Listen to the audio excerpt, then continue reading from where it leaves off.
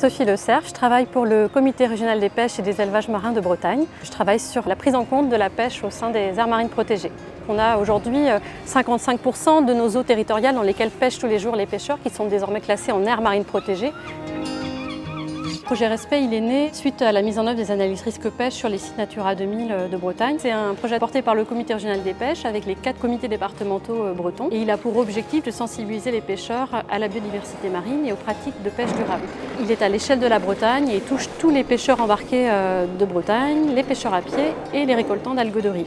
Et c'est un projet qui est financé par le Fonds européen pour les affaires maritimes et la pêche et France Filière Pêche. On a opté pour une approche vraiment multi-support. On a créé des expositions itinérantes. On est ici à la criée de Quiberon. Tous les pêcheurs de Quiberon passent à la criée, donc vont passer devant les panneaux, vont la voir. Donc l'objectif, c'est de les informer, de sensibiliser par rapport à l'enjeu de cette espèce. C'est un migrateur qui niche et se reproduit aux Baléares. Et il y a des risques de capture accidentelle par les engins de pêche. On a créé un livret de sensibilisation sur la biodiversité marine. C'est un livret spirale, plastifié, enfin résistant à l'eau. On liste des pratiques durables et on met en avant un témoignage de pêcheur qui va lui-même expliquer ce qu'il fait, mettre en avant des bonnes pratiques. L'idée, c'est qu'on va voir tous les pêcheurs pour leur remettre ces outils, donc on leur remet le livret.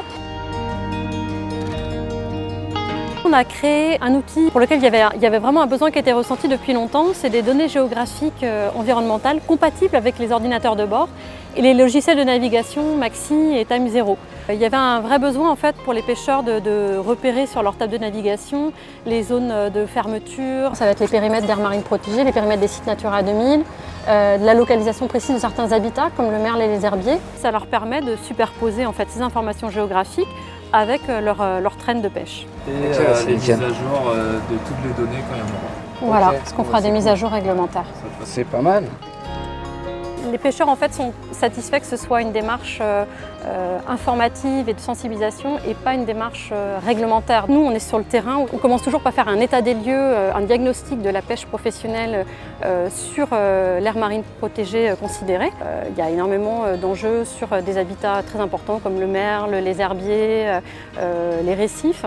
Et donc notre rôle, ça va être de prendre en compte les activités de pêche et de les faire évoluer pour qu'elles soient compatibles avec les objectifs de préservation de l'environnement. La sensibilisation, c'est quelque chose qui s'inscrit dans un pas de temps long. Il faut vraiment poursuivre cette démarche sur du long terme. Donc on l'espère, on va pouvoir continuer ce projet par la suite.